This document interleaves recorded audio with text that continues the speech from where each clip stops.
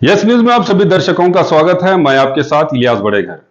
आइए देखते हैं आज की खबर क्या कहती है। ಸಚಿವ ಸ್ಥಾನಕ್ಕೆ ಕೂತಾದ್ರೆ ಇದೇ ಆಗ್ತದೆ. ಈ ಸರ್ಕಾರ ರಾಜ್ಯದಲ್ಲಿ ಅಸ್ತಿತ್ವ ಐತಿಲ್ಲ ಅನ್ನಂಗೆ ಆಗಿದೆ. ದಿಲ್ಲಿಗೆ ಹೋಗೋದು ಬರೋದು, ಶಾಸಕ ಖರೀದಿ ಮಾಡೋದು, ಶಾಸಕರನ್ನ ದಿಲ್ಲಿ ಕಳಿಸೋದು, ಅವ್ರಿಗೆ ಆಡಳಿತದಲ್ಲಿ ಒಟ್ಟೆ ಮುಖ್ಯಮಂತ್ರಿ ಹಿಡಿದು ಎಲ್ಲರೂ ತಮ್ಮ ಕುರ್ಚಿ ಸೋಲಕ್ಕೆ ಒಂದು ಗುಂಪು, ಸೋಲಿಕ್ಕೆ ಒಂದು ಗುಂಪು, ಎರಡು ಗುಂಪಾಗಿ ಈ ರಾಜಕೀಯ ಮೊದಲೇ ಏನೂ ಅಭಿವೃದ್ಧಿ ಕರ್ನಾಟಕದಲ್ಲಿ ಇಲ್ಲ, ಎಲ್ಲ ಸ್ಥಗಿತ ಆಗಿದೆ. ಅಂಥದ್ರಲ್ಲಿ ಆಡಳಿತನೂ ಕುಸಿದೋಗಿದೆ. ದರೋಡೆಗಳು ಆಗಲಾಗತ್ತಾವು, ಹಗರಣಗಳಂತರೂ ಸಾಲ ಅದಾವು. ಎಲ್ಲ ಹಿನ್ನೆಲೆಯಲ್ಲಿ ನಾನು ಮೊನ್ನೆ ಹೇಳಿದ್ದೀನಿ, ನಾನು ಬೆಂಗಳೂರಿನಲ್ಲಿ ಈಗ ಕರ್ನಾಟಕದಲ್ಲಿ ಇವ್ರದೆಲ್ಲ ನ್ಯಾಯ ಮುಗಿತಾನ ರಾಜ್ಯಪಾಲ ಆಡಳಿತ ಇಲ್ಲಂದ್ರೆ ಜನಸಾಮಾನ್ಯರು ಇವತ್ತು ಎಲ್ಲಿ ಪರಿಹಾರ ಕೊಡಲಿಲ್ಲ. ಯಾವ ಸಚಿವರು ಸಹ ತಮ್ಮ ಜಿಲ್ಲೆಗೆ ಇಷ್ಟು ಹಾನಿಯಾಗಿದೆ ಅಂತ ಹೇಳಿ ಬರೇ ಶೋ ಮಾಡ್ಬೋದು, ನಾವು ಎಲ್ಲ ನೋಡ್ತೀವಿ ಮಾಡಿದ್ವಿ, ಆದರೆ ಪರಿಹಾರ ಮಾತ್ರ ಯಾವ ರೈತನಿಗೂ ಯಾರಿಗೂ ಇನ್ನೂ ಸಿಗುವಂಥ ಪರಿಸ್ಥಿತಿ ಇಲ್ಲ. ಮತ್ತು ಆಡಳಿತ ವ್ಯವಸ್ಥೆನ ಕುಸಿದೋಗಿದೆ. ಯಾರೋ ಅಧಿಕಾರಿಗಳು ಸರ್ಕಾರ ಮಾತು ಕೇಳೋ ಪರಿಸ್ಥಿತಿ ಇಲ್ಲ. ಯಾಕಂದರೆ ನಾಳೆ ನವೆಂಬರ್ ಕ್ರಾಂತಿ ಒಳಗೆ ಯಾರು ಸಿದ್ದರಾಮಯ್ಯ ಮುಂದುವರಿತಾರೋ, ಡಿ ಕೆ ಶಿವಕುಮಾರ್ ಆಗ್ತಾರೋ, ಅಥವಾ ಯಾವುದೋ ಒಂದು ಕಪ್ಪು ಕುದುರೆ ಬಂದು ಇಲ್ಲಿ ಮುಖ್ಯಮಂತ್ರಿ ಆಗ್ತಾರೆ, ಇವರು ಒಂದು ಇದನ್ನು ವರದಿಯನ್ನು ಕೊಡ್ಬೇಕಂತ ನಾನು ಆಗ್ರಹ. ಸರ್, SDPI ಒಬ್ರು ನಾಯಕ ಸರ್ ಮೌಲಾನಾ ನೂರುದ್ದೀನ್ ಅಂತ ಹೇಳಿ ಈ ಟಿಪ್ಪು ಜಯಂತಿ ವೇಳೆ ಮಾತನಾಡ್ತಾ ನಿಮಗೆ ಮತ್ತೆ ಪ್ರತಾಪ್ ಸಿಂಹ ಅವ್ರಿಗೆ ಕೆಟ್ಟ ಮಾತನಾಡ್ತಾರೆ. ಅವರು ಬುದ್ಧಿನೇ ಅಷ್ಟೇ ಐತ್ರಿ. ಅವರು ಎಂದೂ ಟಿಪ್ಪು ಸುಲ್ತಾನ್ ಯಾರು ಇದು ಮಾಡ್ತಾರೆ ಅವರೆಲ್ಲ ದೇಶದ್ರೋಹಿಗಳೇ. ಅವ್ರು ಎಂದೂ ಈ ದೇಶದ ಬಗ್ಗೆ, ಈ ರಾಜ್ಯದ ವ್ಯವಸ್ಥೆಯಲ್ಲಿ ಇರುವಂಥವ್ರಲ್ಲ. ಹಲ್ಕ ಮಾತಾಡ್ತಾರನು, ಹಲ್ಕ ಮಾತಾಡೋದಕ್ಕೆ ನಮ್ಮವ್ರಿಗೆ ಉತ್ತರ ಅದೇ ಭಾಷೆಯಲ್ಲಿ ಕೊಡ್ತಾರೆ, ನಾವು ಕೊಡ್ಲಿಕ್ಕೆ ಆಗೋದಿಲ್ಲ. ಅವ್ರಿಗೆ ಕೊಡೋರ್ಕ ನಮ್ಮಲ್ಲಿ ಆಧಾರ ಕೊಡ್ತಾರೆ. ನಾಶ ಮಾಡಿದಂಥದ್ದು, ಲಕ್ಷಾಂತರ ಕೊಡಗು ಜನಾಂಗದವ್ರನ್ನ ಕೊಲೆ ಮಾಡಿದಂಥದ್ದು, ಮತ್ತು ಅಲ್ಲಿ ನಮ್ಮ ಒಂದು ನಮ್ಮ ನಗರದಲ್ಲಿ ಅಂತರೂ ಅಲ್ಲಿ ದೀಪಾವಳಿನೇ ಆಚರಿಸೋದಿಲ್ಲ. ಕಾರಣ ಅಂದರೆ ದೀಪಾವಳಿ ದಿವಸ ನರ್ಮೇದ ಟಿಪ್ಪು ಸುಲ್ತಾನ್ ಮಾಡಿದ್ರು. ಇನ್ನೂವರೆಗೆ ಅಲ್ಲಿ ಏನು ಅಯ್ಯಂಗಾರಿ ಬ್ರಾಹ್ಮಣರು ಏನಿದ್ದಾರೆ ಆ ಊರಿನಲ್ಲಿ ಇವತ್ತಿಗೂ ಸಹ ದೀಪಾವಳಿ ಯಾಕೆ ಆಚರಣೆ ಮಾಡೋದು ಅಂದ್ರೆ ಟಿಪ್ಪು ಸುಲ್ತಾನ್ ನರ್ಮೇದ ಮಾಡಿದ ದಿವಸ. ಈ ರೀತಿ ಟಿಪ್ಪು ಸುಲ್ತಾನ್ ನಮ್ಗೆ ಎಂದೂ ಆದರ್ಶ ಆಗೋದಿಲ್ಲ. ಟಿಪ್ಪು ಸುಲ್ತಾನ್ ಒಬ್ಬ ಹಿಂದೂ ಧರ್ಮದ್ರೋಹಿ. ಅವನು ಇಡೀ ತನ್ನ ಏನೋ ಒಂದು ವ್ಯಾಪ್ತಿ ಇತ್ತು ಎಲ್ಲ ಇಸ್ಲಾಮೀಕರಣ ಮಾಡ್ಬೇಕಂತ ಮಾಡ್ದ, ಅದರದ್ದು ಆಗಲಿಲ್ಲ. ಯಾರ ಕೈಯಾಗ ಸಿಕ್ಕು, ಬ್ರಿಟಿಷ್ ಕೈಯಾಗ ಸಿಕ್ಕು, ನನ್ನ ಮಕ್ಕಳನ್ನೇ ಒತ್ತಿ ಇಟ್ಟಂತ. ಅವನಿಂದೇನು ಆದರ್ಶ ನಾವು ಕಲಿಯುವಂಥದ್ದು ಏನಿಲ್ಲ. ಯತ್ನಾಳ್ ಒಬ್ರು ಭಯೋತ್ಪಾದಕರು ಮತ್ತೆ ಪ್ರತಾಪ್ ಸಿಂಹ ಒಬ್ಬ ಹಿಜಡ, ಈ ರೀತಿ ಎಲ್ಲ ಮಾತಾಡ್ತಾರೆ. ಅವನೇ ಇರಬೇಕು ಅಲ್ಲ, ಭಯೋತ್ಪಾದಕರೇ ಅವರೇ ಮಾತಾಡ್ತಾರೆ. ಈಗ ನೋಡ್ರಿ, ಒಬ್ಬ ಮುಸ್ಲಿಮರೇ ದಿಲ್ಲಿಯಲ್ಲಿ ಆದ ಬಾಂಬ್ ಸ್ಫೋಟದ ಮೇಲೆ ಯಾರು ಒಬ್ಬರ ಇಲ್ಲೆಲ್ಲ ಮಕ್ಕಳು ದೊಡ್ಡ ದೊಡ್ಡ ಶಾಂತಿ ಸಭೆ ಮಾಡ್ತಾರ, ಹಿಂದೂ ಮುಸ್ಲಿಂ ಬಾಯಿ ಆತಾರ. ಅವ್ರನ್ನೆಲ್ಲ ಅವ್ರಿಗೆ ಏನಾರ ಆದ್ರೆ ನಮ್ಮ ಸಿದ್ದರಾಮಯ್ಯ ಮೊದಲು ಸ್ಟೇಟ್ಮೆಂಟ್ ಕೊಡ್ತಾರೆ. ಈ ದಿಲ್ಲಿ ಬಾಂಬ್ ಸ್ಫೋಟದ ಮೇಲೆ ನಮ್ಮ ದೇಶದಲ್ಲಂತೂ ಒಬ್ಬ ಮುಸ್ಲಿಂ ಮೌಲ್ವಿಯರೇ ಇದು ನಮ್ಮ ಧರ್ಮದಾಗಿಲ್ಲ, ಇದು ಮಾಡಿದ್ದು ತಪ್ಪತ್ತು ಎಲ್ಲರೂ ಹೇಳಿದ್ದೈತೆ ಅಂದರೆ ಅವ್ರಿಗೆ ದೇಶ, ಅಂಬೇಡ್ಕರ್ ಅವಾಗ ಹೇಳ್ಯಾರ ಅವ್ರಿಗೆ ದೇಶ ಇಲ್ಲ, ಮತ್ತೊಂದು ಧರ್ಮದ ಜೊತೆಗೆ ಸಹೋದರತ್ವ ಭಾವನೆಯಲ್ಲಿ ಇರುವವರಲ್ಲ. ಅವರು ತಮ್ಮ ನಿಷ್ಠೆ, ತಮ್ಮ ಧರ್ಮಕ್ಕೆ, ತಮ್ಮ ಸಹೋದರ ಅಷ್ಟೇ ಅವ್ರ ಸಹೋದರತ್ವ. CM ಬದಲಾವಣೆ ವಿಚಾರ ಸರ್ ಬಹಳ ಆಗ್ತಾಯಿದೆ. ಖರ್ಗೆ ಅವ್ರ ಹೆಸರು ಕೂಡ ಕೇಳಿ ಬರ್ತಾ ಇದೆ ಸರ್. ಆಮೇಲೆ ಶಿವಾನಂದ ಪಾಟೀಲ್ ಹೇಳಿದಾರೆ ಸರ್, ಖರ್ಗೆ ಅವರಾದ್ರೆ ನಾವು ಸಂತೋಷ ಇದೆ ಅಂತ ಹೇಳಿದಾರೆ ಸರ್. ಸೂಕ್ತ ವ್ಯಕ್ತಿ, ಅತಿ ಸೂಕ್ತ ವ್ಯಕ್ತಿ ಶಿವಾನಂದ ಪಾಟೀಲ್ ಮುಂಜಾನೆ ಮಧ್ಯಾಹ್ನ ರಾತ್ರಿ ಮಾತಾಡ್ತಾರೆ, ಚಟ ಐತಿ, ಪಕ್ಕ ಮಾತಾಡೋದು. ನಾವು ಖರ್ಗೆ ಬಂದ್ರೂ ಮಂತ್ರಿಯಾಗಿ ಉಳಿಬೇಕು, ಸಿದ್ದರಾಮಯ್ಯ ಇದ್ರು ಮಂತ್ರಿಯಾಗಿ ಉಳಿಬೇಕು, ಒಟ್ಟು ಹ್ಯಾಂಗಾರ ಮಾಡಿ ಉಳಿಬೇಕು ಅಷ್ಟೇ. ಹಂಗೇನು ಸಿದ್ಧಾಂತ ನೀತಿ ಏನು ಡೆವಲಪ್ಮೆಂಟ್ ಏನು ಸುಡಗಾಡೋದಿಲ್ಲ. ಎಷ್ಟು ಇಲಾಖೆದಾಗ ಎಷ್ಟು ಹೊಡಿಬೇಕು ಬೆನ್ನಿ ಹೊಡ್ಕೊಂಡು ಬರ್ತಾನೆ. ಏನೋ ದೊಡ್ಡ ಹಾಗೆ ನಾನು ಬರ್ತೈತೆ ಒಂದು ಇಲ್ಲ ಐತಿ ವಿಷಯಾಗ. ಅದನ್ನು ನಾಳೆ ಬೆಳಗಾವಿ ದಿವಸದಿಂದ ಚರ್ಚೆ ಮಾಡಿ ಬರೀ ಒಂದಿಟ್ಟಿಗೆ ಏಜೆಂಟ್ಗಳು ಇಟ್ಕೊಂಡು ವ್ಯಾಪಾರ ನಡೆಸಾಡಕ್ಕೆ ಬಿಜಾಪುರನ ಕಾಂಪ್ಲೆಕ್ಸ್ ಕೊಟ್ಟದು ಹಾವೇರಾಗ ರೊಕ್ಕ ತಗೋದು. ಸರ್, CM ಬದಲಾವಣೆ ವಿಚಾರದಲ್ಲಿ ಕುದುರೆ ವ್ಯಾಪಾರ ನಡೆದಿದೆ, 50 ಕೋಟಿ ಹೇಳ್ತಾರಪ್ಪ. ನಮ್ಮ ವಿರೋಧ ಪಕ್ಷದ ವಿಧಾನ ಪರಿಷತ್ನ ನಾಯಕರು ಚಲವಾದಿ ನಾರಾಯಣ ಸ್ವಾಮಿ ಅವ್ರು ಹೇಳ್ಯಾರ, 50 ಕೋಟಿ ರೂಪಾಯಿ MLA ಗೆ 200 ಕೋಟಿ ರೂಪಾಯಿ ಮಂತ್ರಿಗೆ ಏನೋ ಹೇಳ್ಯಾರ ರೇಟ್ ಅವ್ರಿಗೆ ಬರುತ್ತೆ ನಮ್ಗೆ, ಯಾಕಂದ್ರೆ ಅಧಿಕೃತ ವಿರೋಧ ಪಕ್ಷ ನಾಯಕರು ಇರೋದ್ರಿಂದ. ಆದ್ರ ಪಾಪ ಛಲವಾದಿ ನಾರಾಯಣ ಸ್ವಾಮಿ ಒಳ್ಳೆ ಕೆಲಸ ಮಾಡ್ಬೇಕಂತಾರೆ.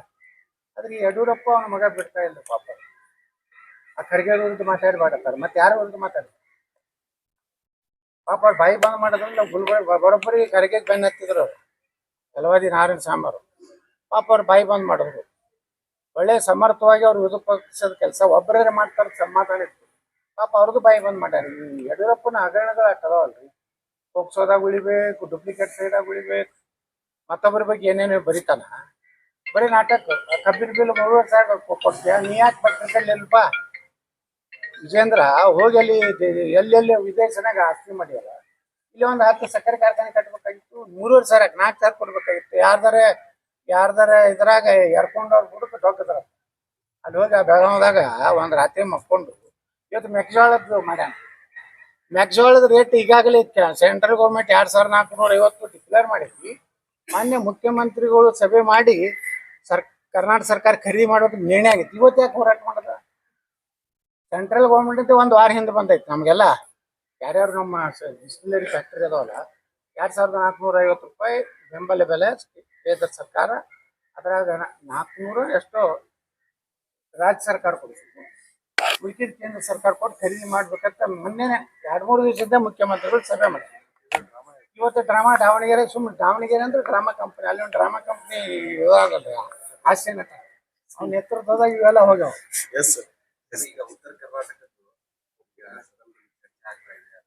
ಅದೇನಾ ಸ್ಪೀಕರ್ ಅವರಿಗೆ ಈ ಪತ್ರ ಬರ್ದೀನಿ.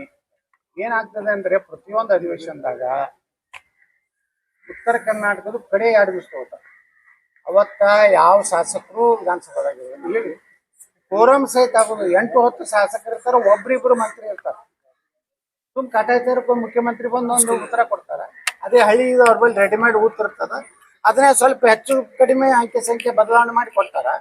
ಅದಕ್ಕೆ ಸೋಮವಾರ ನಮ್ಗೆ ಸ್ಟಾರ್ಟ್ ಆಗ್ತದೆ. ಸೋಮವಾರನಿಂದ ಸ್ಪೀಕರ್ ಅವರು ಉತ್ತರ ಕರ್ನಾಟಕ ಸಲುವಾಗಿ ಡೈಲಿ 2 ತಾಸು ಏನು ಉತ್ತರ ಕರ್ನಾಟಕ ಚರ್ಚೆಗೆ ಅವಕಾಶ ಕೊಡ್ರಿ. ನಾವು ಬಹಳಷ್ಟು ಇವತ್ತು ಕೃಷ್ಣಾ ಮೇಲ್ದಂಡೆ ಯೋಜನೆ ಇವತ್ತು ನಮ್ಗೆ 524.25 ಹೈಟ್ ಆಗಬೇಕು. ಸುಮಾರು ಇನ್ನೂ 1 ಲಕ್ಷ ಕೋಟಿ ರೂಪಾಯಿ ನಮ್ಗೆ ಹಾಕಬೇಕು. ಈ ಸಲ ಬಜೆಟ್ನಾಗ ಏನೂ ಹಣ ಇಟ್ಟಿಲ್ಲ. ಅಲ್ಲಿಂದ ಇವತ್ತು ನಿರುದ್ಯೋಗ ಯುವಕರು ಸುಮಾರು 2,13,000 ಉದ್ಯೋಗಗಳು ಈ ರಾಜ್ಯದಲ್ಲಿ ಖಾಲಿ ಅದಾವು. ಅವನ್ನ ನೇಮಕಾತಿ ಮಾಡ್ಕೊಂತದಾಗ್ತಾ ಇಲ್ಲ. ಮತ್ತು ಇದೇನು ಡೆವಲಪ್ಮೆಂಟ್ ದೃಷ್ಟಿಯಿಂದ ಕರ್ನಾಟಕ ಮತ್ತು ಆ ಭಾಗದ ಮೈಸೂರು ಕರ್ನಾಟಕದ ಏನು ವ್ಯತ್ಯಾಸ ಇದೆ, ಇದನ್ನ ಒಂದು ಪ್ರಾಥಮಿಕ ಶಾಲೆ ಹಿಡಿದು ಪ್ರಾಥಮಿಕ ಆರೋಗ್ಯ ಕೇಂದ್ರ ಹಿಡಿದು ಎಲ್ಲದರ ಬಗ್ಗೆ ಚರ್ಚೆ ಮಾಡಬೇಕು ಅಂತೇಳಿ ನಾನು ಮಾನ್ಯ ವಿಧಾನಸಭಾ ಅಧ್ಯಕ್ಷ ವಿನಂತಿ ಮಾಡ್ಕೊಂಡಿನಿ. ಅವರಿಂದ ದಿನ ಏನೂ ಉತ್ತರ ಬಂದಿಲ್ಲ, ನಾನು ಅವ್ರು ತಗೋತೀನಿ. ನಾಳೆ ಮೊದಲ ದಿವಸವೇ ನಾನು ವಿಧಾನಸಭೆಯಲ್ಲಿ ಎದ್ದು ಸ್ಪೀಕರ್ಗೆ ವಿನಂತಿ ಮಾಡ್ಕೊತೀನಿ, ಅವಕಾಶ ಕೊಡ್ಲಿಕ್ಕೆ ನಾನು ಧರಣಿ ಪ್ರಾರಂಭ ಬೇರೆಯದ್ರ ಬಗ್ಗೆ ನಾವು ಮಾತಾಡ್ತೀವಿ. ನಮಗೆ ಏನ್ ಅನ್ಯಾಯ ಆಗಿದೆ, ಉತ್ತರ ಕರ್ನಾಟಕ ಅನ್ಯಾಯ ಆಗಿದ್ದು ನಮ್ಮ ಜನಪ್ರತಿ ನಮ್ಮವ್ರು ಇವರೆಲ್ಲ ಮೂಕ ಬಸವಣ್ಣಗಳು ಸುಮ್ಮ ಹೋಗಿ ಕೂತ್ ಬಂದಾರ ಅಂತೇಳಿ ಹಿಂಗಾಗಿತ್ತು. ಆ ಕಡೆ ಅವ್ರು ಜಾಗೃತಿ ಇದ್ರು, ಅವ್ರು ತಮ್ಗೇನ್ ಬೇಕು ಮಾಡ್ಕೊಂಡ್ರು. ಇವ್ರು ತಪ್ಪದವು, ಹಿಂದಿನ MLA ಗಳು ತಪ್ಪದವು, ಹಿಂದಿನ MP ಗಳು ತಪ್ಪದವು. ಒಂದೇ ಮಾತಾಡಲಾರ್ದು MP ಗಳು ಎಷ್ಟೋ ಆಗ್ಯಾವ ನೋಡಿರಲ್ಲ. ಆ ಪಾರ್ಲಿಮೆಂಟ್ನಾಗೆ ಕಾಣಿಸೋದು ಎಲ್ಲರ ಮೂಲೆ ಕೂತಿರ್ತಾವ ನೋಡಿಲ್ಲ. ವಿಧಾನಸಭಾದಾಗೂ ಅದೇ ಹಣೆ ಬರ. ಈಗ ನಾವು ಮಾತಾಡಕತ್ತ ನಡೆದ ಒಂದು 3-4 ಶಾಸಕರು ಇದು ಉತ್ತರ ಕರ್ನಾಟಕ ಮಾತಾಡಕತ್ತ. ಮೊದಲು 94ರಾಗ ನೋಡ್ತಿದ್ವಿ, ನಾನು JT ಪಾಟೀಲ್ ಬಿಟ್ರೆ ಮತ್ತು ಚಿಮ್ಮನಕಟ್ಟಿ ಬಿಟ್ರೆ ಪ್ರಶ್ನೆ ಸಹಿತ ಹಾಕ್ತಿದಿಲ್ಲ. 100% ಉತ್ತರ ಕರ್ನಾಟಕ ಯಾಕ್ರಿ, ಸಮಗ್ರ ಕರ್ನಾಟಕ. ಅದರಲ್ಲಿ ಉತ್ತರ ಕರ್ನಾಟಕದ ಏನು ಅನ್ಯಾಯ ಆಗಿದೆ ಅದನ್ನ ಸರಿಪಡಿಸ್ರಿ ಅಂತ ಹೇಳ್ತೀವಿ ಹೊರತು ಉತ್ತರ ಕರ್ನಾಟಕ ಪ್ರತ್ಯೇಕ ರಾಜ್ಯ ಕೂಗಿಗೆ ನಮ್ದು ಇನ್ನೂ ಯಾವುದೇ ರೀತಿ ಗಟ್ಟಿತನ ನಿರ್ಣಯ ಇಲ್ಲ. ಕನ್ನೇರಿ ಶ್ರೀಗಳಿಗೆ ಇನ್ನೊಂದು ನಿಮ್ಗೆ ಹೇಳ್ಬೇಕಂದ್ರೆ, ಇವತ್ತು ಬಹಳ ಐತಿಹಾಸಿಕ ತೀರ್ಪನ್ನ ಹೈಕೋರ್ಟ್ ಧಾರವಾಡ ಪೀಠ ಅವ್ರ ಮೇಲೆ ಏನು ನಿರ್ಬಂಧ ಹೇರಿದ್ರಲ್ಲ ಅದನ್ನು ರದ್ದುಪಡಿಸಿದ್ವಿ ಧಾರವಾಡ ಜಿಲ್ಲೆಗೆ. ಇನ್ನು ಮುಂದೆ ನಾವು ಬಾಗಲಕೋಟೆ ಜಿಲ್ಲೆದು ಎಲ್ಲಾನು ನಾವು ಹಾಕ್ತಿವಿ, ಅವ್ರನ್ನ ಮುಕ್ತ ಮಾಡ್ತೀವಿ. ಮುಂದೆ ಬಿಜಾಪುರದೂ ನಾವು ಸುಪ್ರೀಂ ಕೋರ್ಟ್ನಿಂದ ಏನು ಇದು ಆಗಿ ಬಂದಿದಲ್ಲ ಅದಕ್ಕೂ ಸರಿಯಾದಂತ ಸಮರ್ಥವಾಗಿ ವಾದವನ್ನು ಮಂಡಿಸಿ ಕನ್ನೇರಿ ಶ್ರೀಗಳನ್ನ ವೈಭವಯುತವಾಗಿ ಎಂ.ಬಿ. ಪಾಟೀಲ್ ಕ್ಷೇತ್ರದ ಮೂಲಕ ದೊಡ್ಡ ಡಮ್ ಡಮ್ ಬಾರಿಸುವುದರ ಮೂಲಕ ಬಿಜಾಪುರ ಕರ್ಕೊಂಡು जैसा कि आप सब जानते हैं कि आप सभी का प्यार हमारे साथ कायम है। इसी तरह से हमारे इस चैनल को प्यार करते रहिए और हमारी सारी खबरों को लाइक, शेयर और सब्सक्राइब करना ना भूलिए। हमारा यही मकसद है कि आपको हर खबर जो है जैसा है वैसा ही आपको हम दिखाते रहेंगे, ना किसी का पक्ष लेंगे, ना किसी के विरोध में जाएंगे। हमारे कदम सच के साथ।